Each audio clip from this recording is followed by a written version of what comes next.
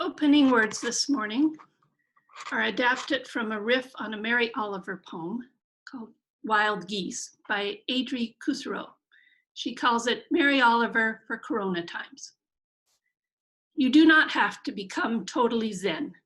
You do not have to use this isolation to make your marriage better, your body slimmer, your children more creative. You do not have to maximize its benefits by using this time to work even more, write the best-selling Corona diaries, or preach the gospel of Zoom. You only have to let the soft animal of your body unlearn everything capitalism has taught you, that you are nothing if not productive, that consumption equals happiness, that the most important unit is the single self, that you are your best self when you resemble an efficient machine. Tell me about your fictions, the ones you've been sold, the ones you sheepishly sell to others, and I will tell you mine. Meanwhile, the world as we know it is crumbling. Meanwhile, the virus is moving over the hills, suburbs, cities, farms, and trailer parks. Meanwhile, the news barks at you, harsh and addicting, until the push of the remote leaves a dead quiet behind, and loneliness that hums as the heart anchors. Meanwhile, a new paradigm is composing itself in our minds, could birth at any moment if we clear some space from the same tired hegemonies.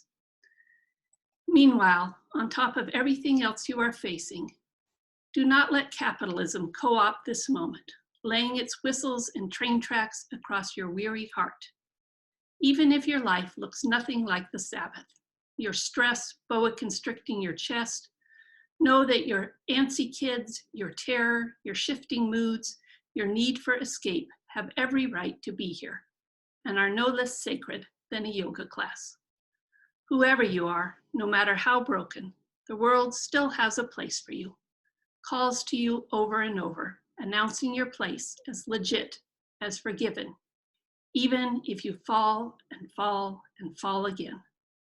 Remind yourself over and over, all the swells and storms that run through your long, tired body all have their place here, now in this world.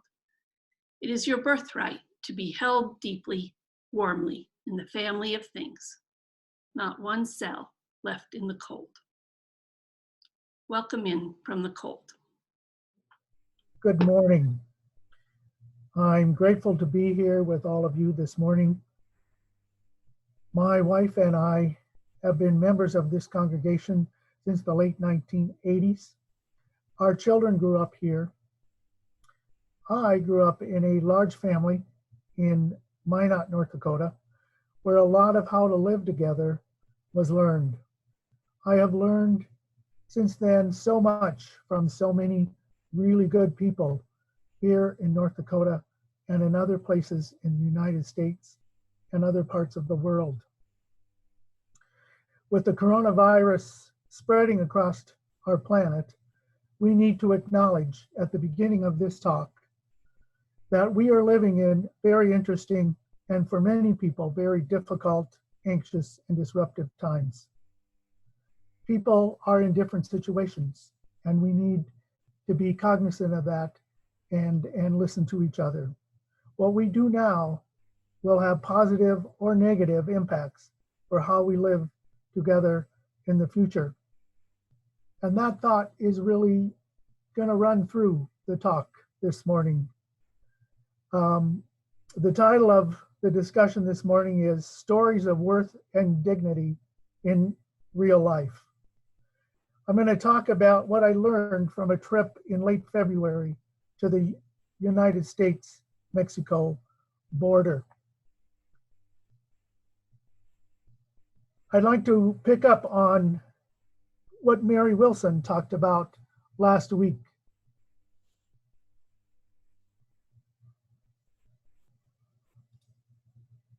When she was talking about the importance of land acknowledgement, the importance of knowing who lived where we are today. Here in Bismarck, we live on lands that were the traditional lands of the Lakota, the Dakota, the Mandan, Hidatsa, and Sanish people. In the El Paso, Juarez area, where I went in February, the Manzos and the Sumas lived for hundreds of years. The Manzos were absorbed into the Apaches during the 1700s.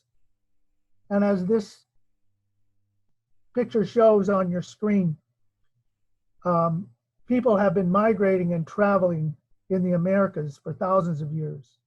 The expansion of the United States in the 1800s began to put up barriers to movement of people. It cut families off from each other. And today the situation on the US-Mexico border has been getting worse. I went with a group of 11 people from North Dakota and Moorhead, Minnesota. It was organized by Abriendo Fronteras, Opening Borders. Opening Borders is based in West Fargo, and they have been doing these kind of immersion experiences for at least 15 years or more, with a mission to cultivate peace and justice by creating opportunities for building relationships of mutual respect and dignity. We went to listen and to learn from asylum seekers, migrants, border agents, legal experts, caregivers, and others, hearing the stories of women and children in dangerous limbo at the border. We promised to make sure that more people will know what is really happening when we get home. We want to put humanity into this issue. This is looking down on El Paso, Texas, and Juarez, Chihuahua, Mexico.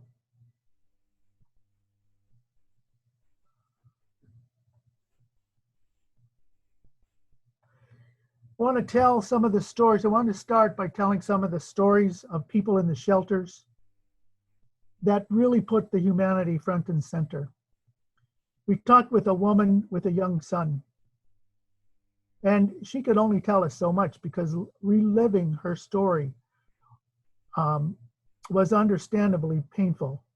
She had to leave Central America because she would not survive the violence in her country if she didn't.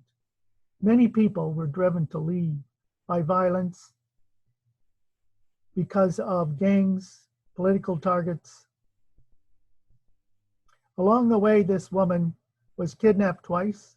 She paid a guide to help her get to the border. Guides are called coyotes, and she had two. The first one left her long before they reached the border. But through strangers, which they call angels, helped them to get to El Paso or Juarez. She and her son got to the border and they presented themselves to seek asylum, which is a human right according to international and US law. She was told to return to Mexico to wait. That is the current US administration's policy they started, and it is called Remain in Mexico. And it sent 60,000 asylum seekers back to Mexico, where they are under threat from drug cartels, kidnappers, violence, and are dependent on volunteers for basic supplies. They are pretty much dumped at the border. Fortunately,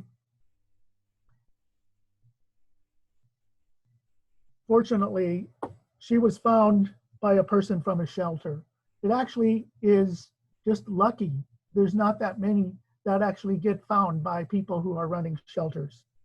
Her court date was set, and one of the things that people that we listened to said over and over again was how confusing, frustrating, and always changing the process was. And it would be months between court dates. She once was not allowed to enter the courtroom for her designated court date because she had dandruff. There was no shampoo. She had no access to shampoo.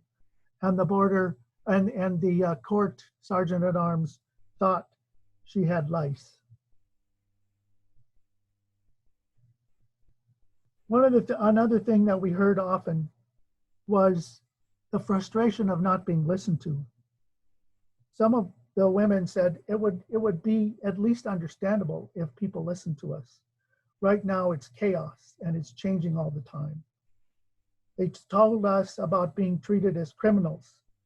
They touch us all over. These folks are doing this for their children and the safety of their family. We spent time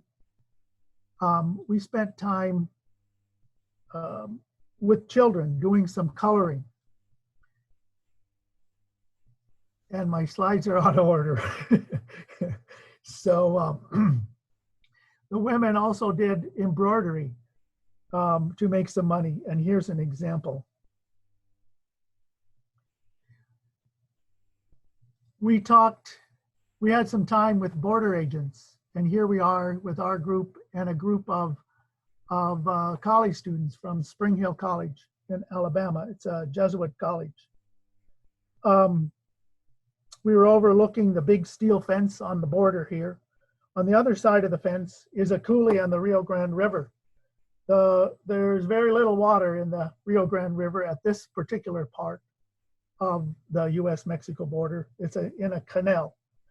The border agents talked about doing their job, and they talked about the safety, doing it for safety, both for the people who could get lost, and it's dangerous along the border. And you can see from some of the pictures how what the environment is like in this. It's very desolate kind of place in the Chihuahua Desert. The border agents talked about the jobs they had to do. But particularly it was wonderful having these Spring Hill College students there as well with us, because they asked a lot of questions. And with the back and forth, we had a really good hour with these two gentlemen. And one of them is a father of two, and he said he understood what was happening in Central America, and that he'd leave too if he had to do it for his family. They also said that most of the people coming are not criminals. They were talking about the difference of where people were coming across the border. It's very dangerous in places out in the desert, and that was one of their concerns.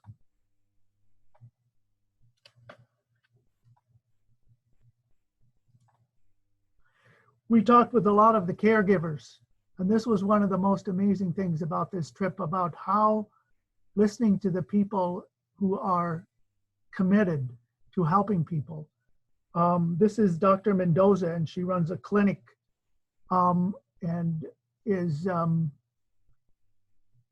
lifeline for many people in their health care. Here is a picture of the border and the border wall separating Juarez and El Paso.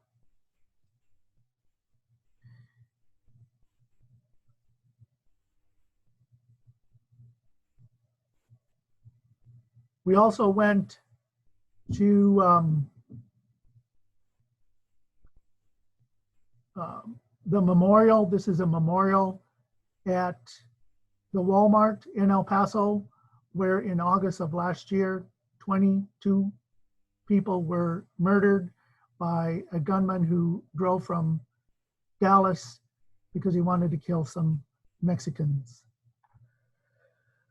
We also talked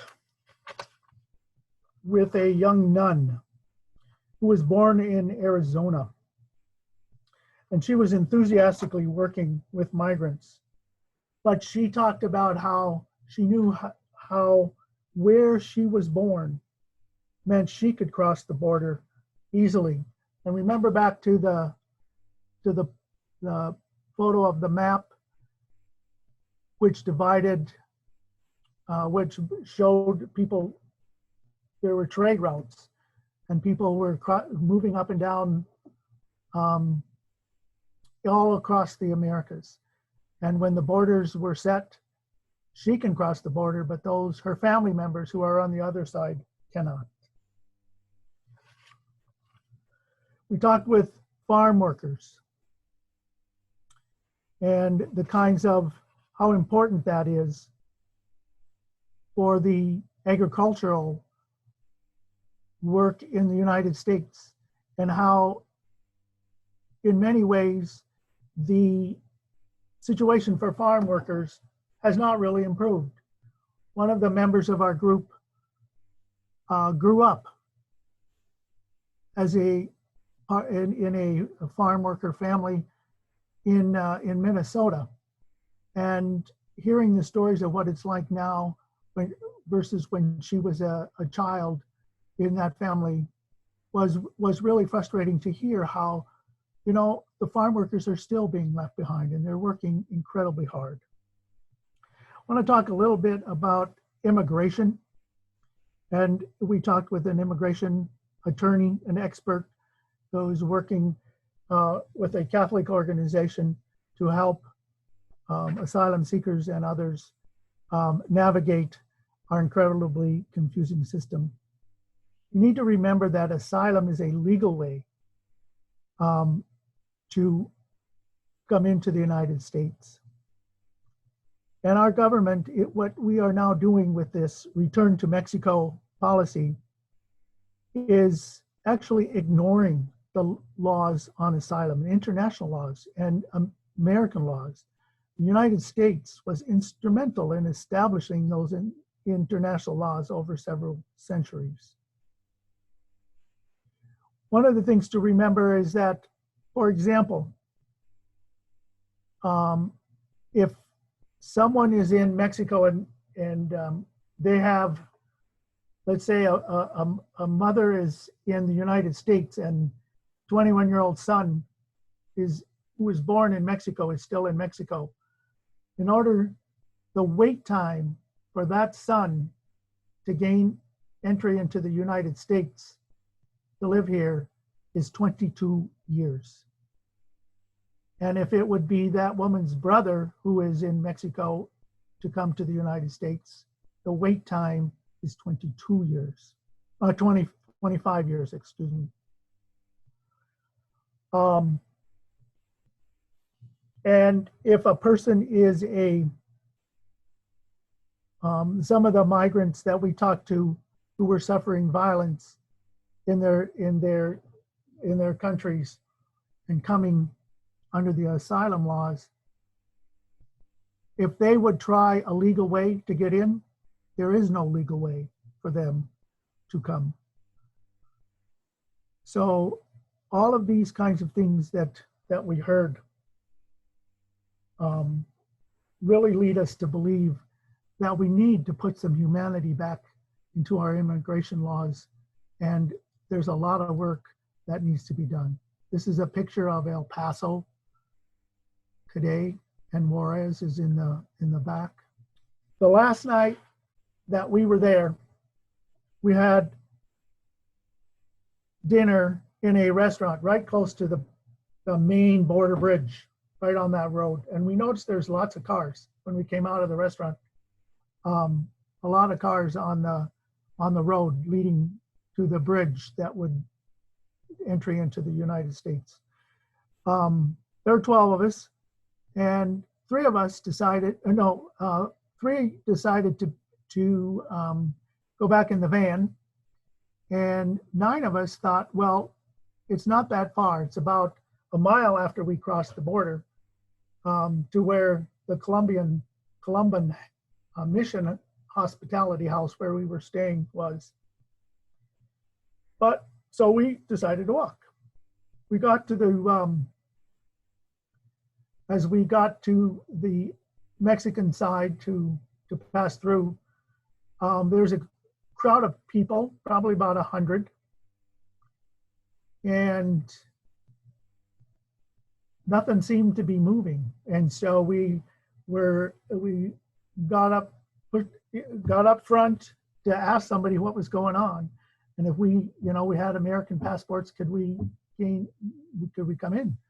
And they said no. And it was about at that very moment that the border was closed. And the reason the border was closed was that the U.S. Custom and Border Patrol were fearful that there was going to be a push on the border, because that morning the Ninth Circuit District Court had overturned the Trump administration's policy of the return to Mexico. They said, the court said that it was invalid in its entirety. And so this change, within about 7 or 8 hours, the administration appealed to at least put a stay on that so they could get, they could adjust something or do something about how they were going to handle this. And they also wanted to put in an appeal motion and ask for the court to not enforce its ruling until an appeal to the Supreme Court was done. But anyway, so there we were. We were at the border. We had no idea how we were going to get in and cross the border. Nobody told us what to do, so we relied on the kindness of strangers and people that were there. And we were told that if we would go 2 blocks to the east, we would be able to, there was a bridge that we could come across. Well, we got there, and that was not a bridge that we could cross. It was for cars only. We decided we would walk toward the towards the border. And of course, a Mexican border guard came out quickly and told us we could not cross there. And we said, we know, but we, how can we and where do we go? And he said we needed to go another 4 miles to the east and cross at another place called a free bridge. One of the things in the El Paso area is all these bridges have a toll as well, but this was a free bridge.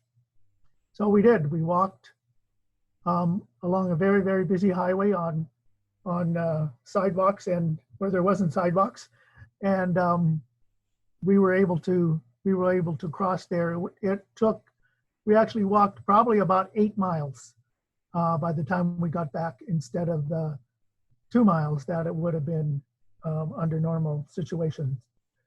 But one of the things that we really felt was important to, this was a small sense of what people who are trying legally to seek asylum in the United States go through every day.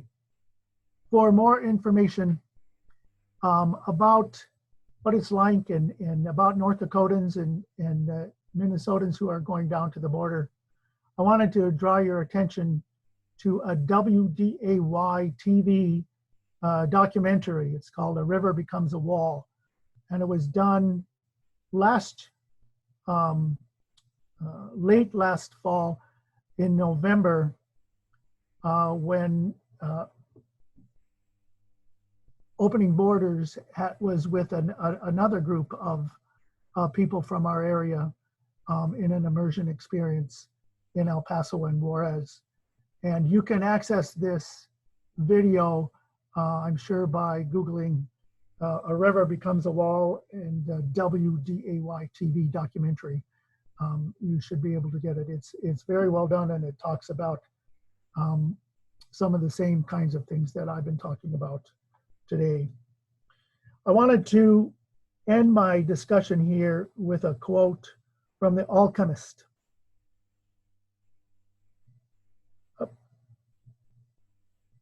It is a story about someone who does a lot of traveling in a lot of places.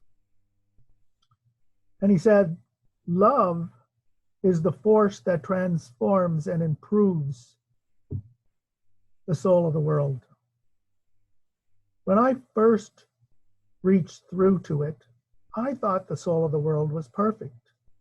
But later I could see that it was like other aspects of life. It had its own passions and wars. It is we who nourish the soul of the world, and the world we live in will be either better or worse, depending on whether we become better or worse.